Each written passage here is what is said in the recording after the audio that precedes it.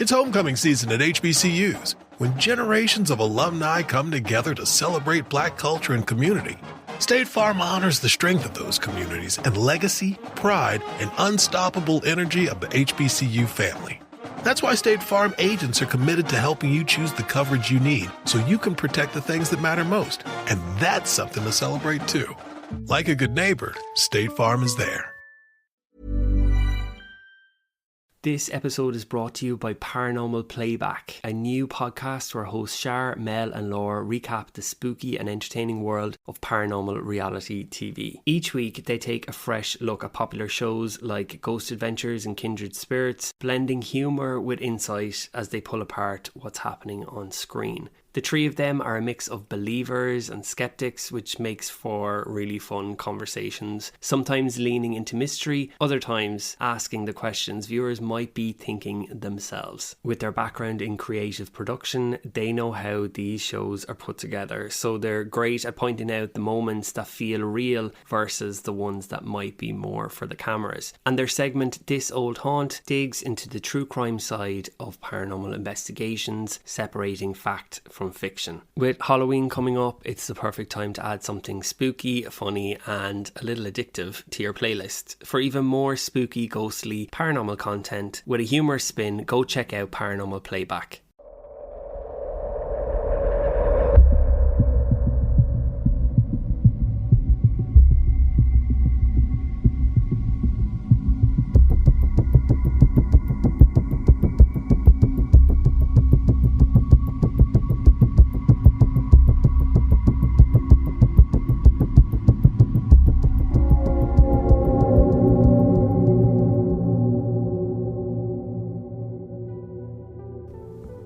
Hello and welcome back to another episode of Scary. I'm your host Will, and each week I narrate your real paranormal encounters.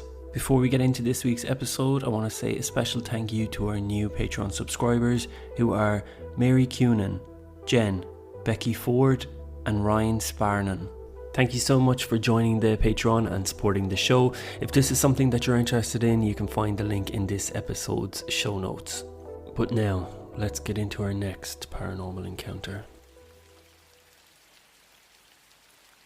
The day that I went to meet Luna for the first time was one of those miserable rainy days. The kind of day where you just want to stay inside. But something kept pushing me to go, like it was meant to be. When I walked into the rescue, the place was pretty much empty, except for a few volunteers. There wasn't much dog shopping going on that day. The dogs were a little bit restless, some of them barking, jumping around their kennels, eager for attention, and there was others that were really quiet, staying in the corner. People say that you just get a feeling and know when a dog is right for you.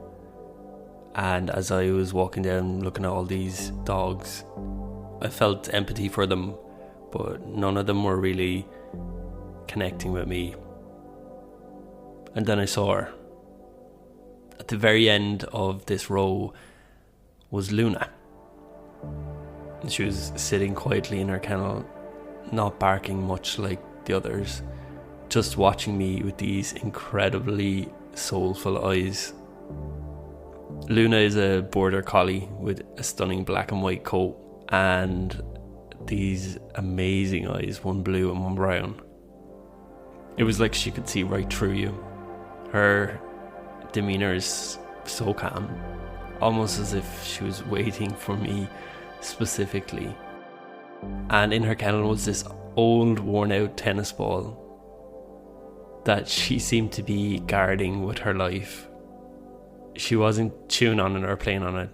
She was just holding it close, like it meant everything to her. I remember kneeling down to her kennel and she walked straight over to me, her nose pressing against the bars. And I immediately felt a connection with her. I knew that Luna was the dog that I wanted to bring home. One of the volunteers had told me that they were quite picky about who they matched up dogs with, which is a good thing. Suitability is a big thing, and I was praying that my application would be successful, and it was. Luna settled in faster than I expected. It was as if it was her house and I was living there. She found her favourite spot on the couch, carried that ball everywhere with her, got along with my family who would come and visit. Life was good with Luna. Really good. After a few months, there was a few weird things that happened. It all began with the ball that she seemed to love. Luna was obsessed with this old tennis ball that seemed to have been knocking around for years. She was obsessed with it. She wouldn't go anywhere without it. She'd carry it from room to room in her mouth, and then she'd sit down and drop the ball beside her. I'd be sitting in the living room watching TV, and Luna would be lying in her bed chewing on the ball really lightly. It was more of a comfort thing. One evening something very odd happened with the ball. My sitting room and kitchen are connected by a large archway. I had been watching some TV, and I noticed out of the corner of my eye that Luna's tail was wagging, but she was looking in the direction of the kitchen. Again, I live alone. I watched her for a moment, and after a few minutes of her wagging her tail, staring into the kitchen, she nosed this tennis ball in the direction of the empty kitchen, which is highly unusual. She'd usually pass the ball to me to play, hinting that she was up to mischief. So she nosed this ball, which ran into the kitchen, and then stood up and was excitedly wagging her tail as if she was waiting for somebody to pass it back. I remember looking at her thinking, what is she playing at? What's going on? And then I slowly watched the ball roll back to her from the kitchen.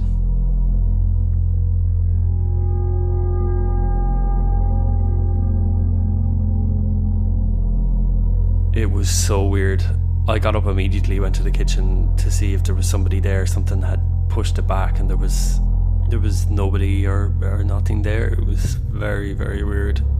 I just double checked the kitchen back door and turned off the light again and went back to the sitting room, but it was bizarre.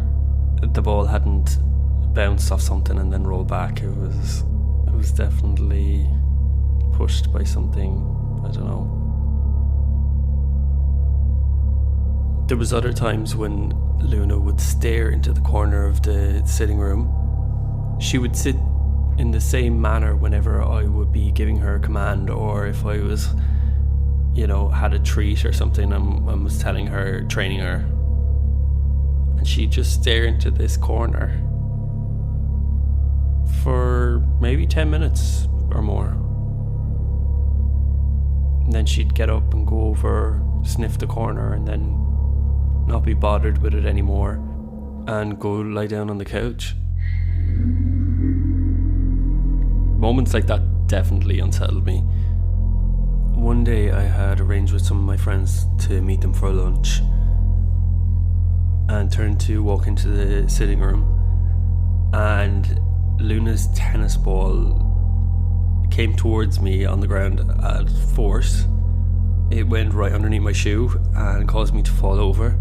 Luckily I didn't hurt myself. I honestly just thought that Luna had been playing with it and was after bouncing it off a wall or something, and it had rolled across. Bad timing.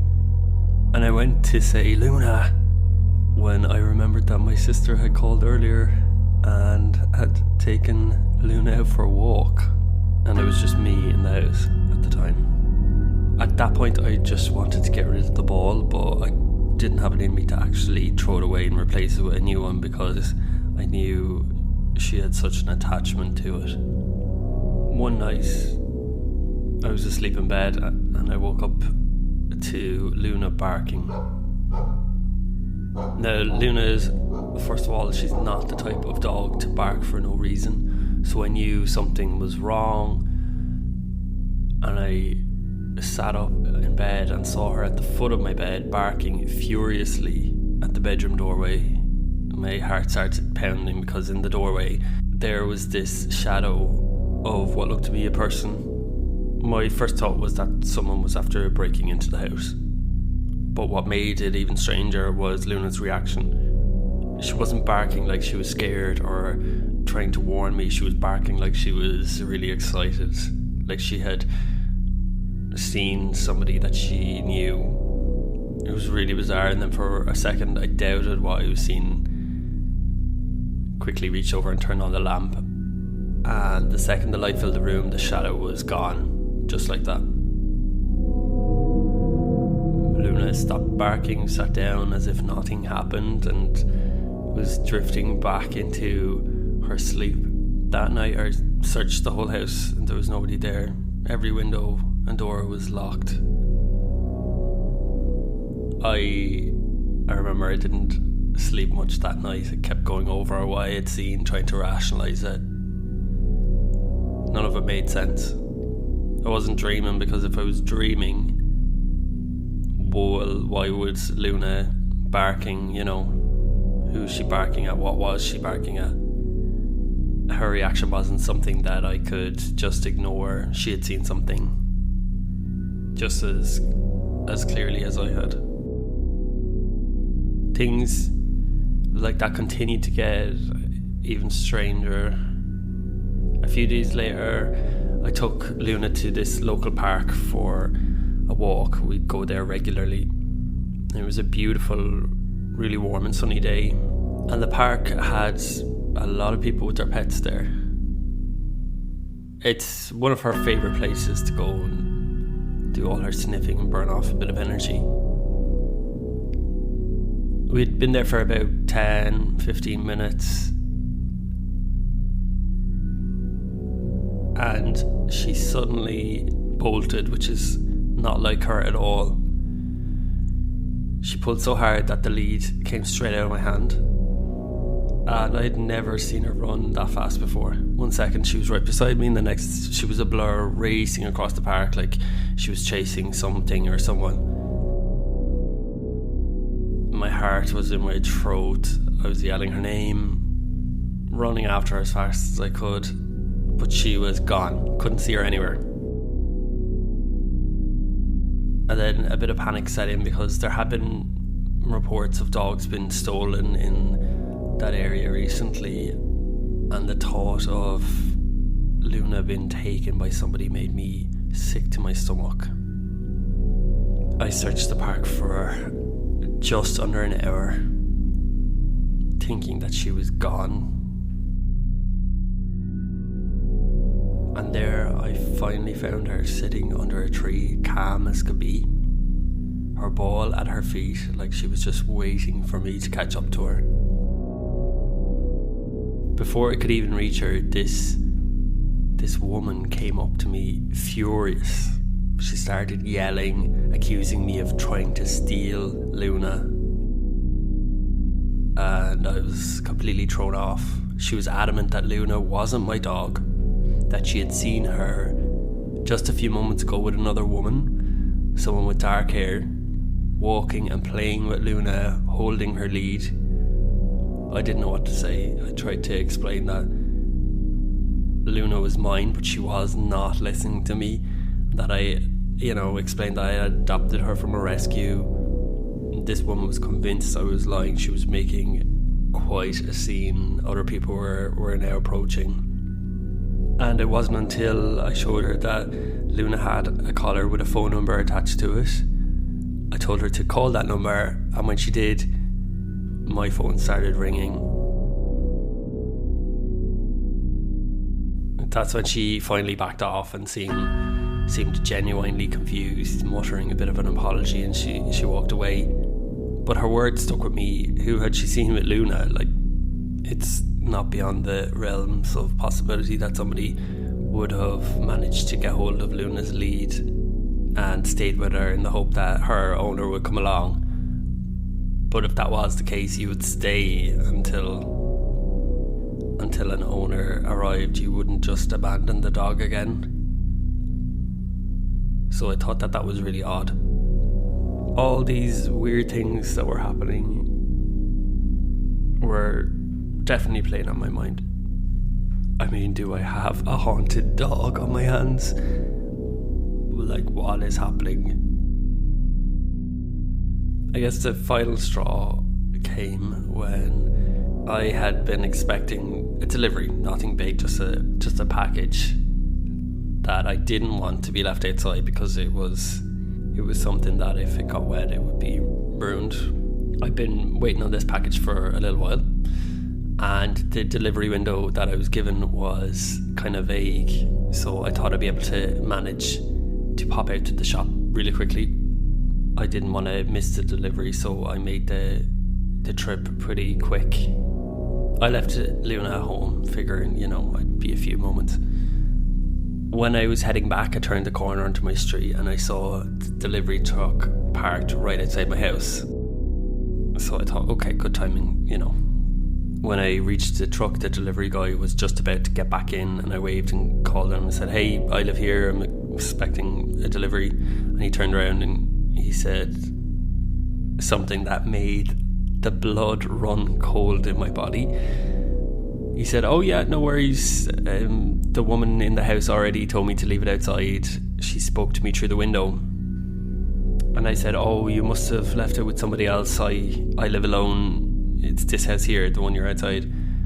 And he looked at me like I was crazy and said, "Yeah, there it is." I looked over and here was the package just behind a bin outside my front window. And I said, "The woman told you to leave it outside?" And he said, "Yeah. The woman inside, she spoke to me through the window. She opened it a little bit and told me to leave it just there." I couldn't believe this. I was like, there's nobody in that house. There's just me. There couldn't have been a woman in the house. And he said, "Yeah, she had dark hair, she had blue sweater with the dog." He just kind of shrugged his shoulders and was like, "I don't know," and drove on. Who had that man spoken to? And who was in my house when I wasn't there? And of course, when I went into the house and looked around, there was nobody inside. Checked the back door, it was locked. The front door was locked.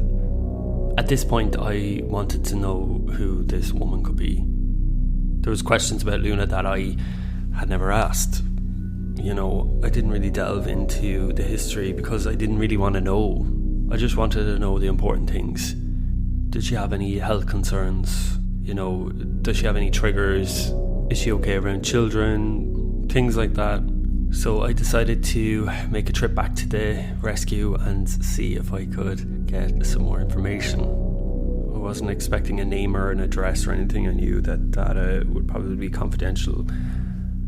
But luckily, I did get some information about Luna's past.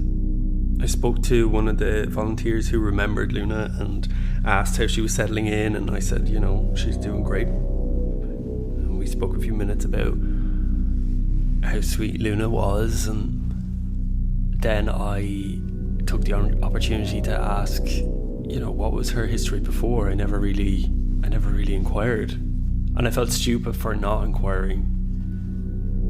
And she got quiet for a moment, like she was trying to figure out how to say something difficult. And she finally told me that Luna's previous owner was a woman, a lady who had passed away not long before Luna had been found.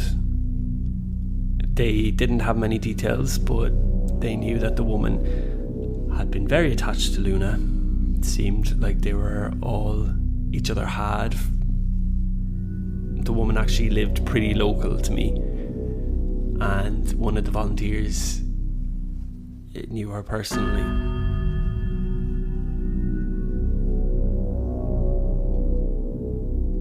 And when the woman sadly passed away, Luna had been left alone for a few days until somebody found her and brought her to the rescue.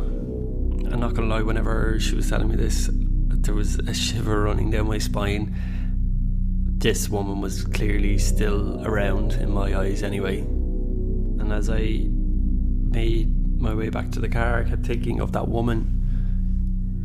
Maybe, you know, she couldn't bear to leave Luna even in her death. And I was realising that, you know, Luna did have this life before she entered mine. And it made me feel like a bit of an outsider looking in. I didn't really know what to do with all the information either. And after thinking about the whole thing for a few days, I decided to try and kind of speak directly to this woman who was clearly attached to Luna. So one evening I sat down with Luna and spoke openly into the void and explained to her that Luna was quite happy here and that she had given her a fantastic life and that I was going to do all I could to make sure that Luna had a really happy and long life. After I had had a conversation with this woman, things changed. The atmosphere went back to normality, I guess you would call it, and I haven't experienced anything strange, and I hope that her previous owner is at peace now.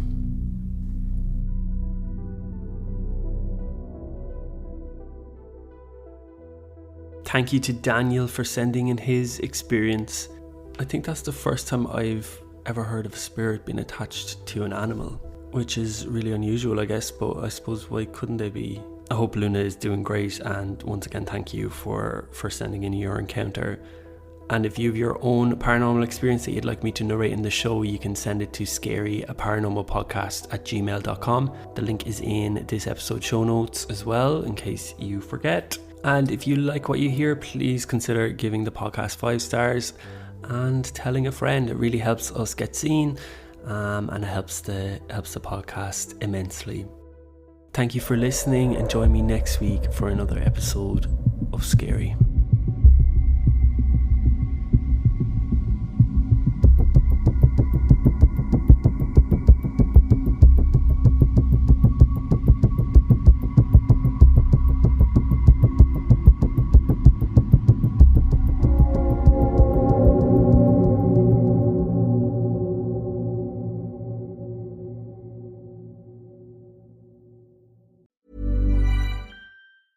Every day there's a new challenge to face, so meet Trimble, the technology company that connects your physical and digital worlds, allowing you to make decisions and take intelligent action to get the hard work done. And the best part, you can do it all faster than you've ever thought possible. Check them out at Trimble.com. You ready to turn data points into decision points or turn deadlines into finish lines? How about turning possibilities into profits? Then turn to Trimble.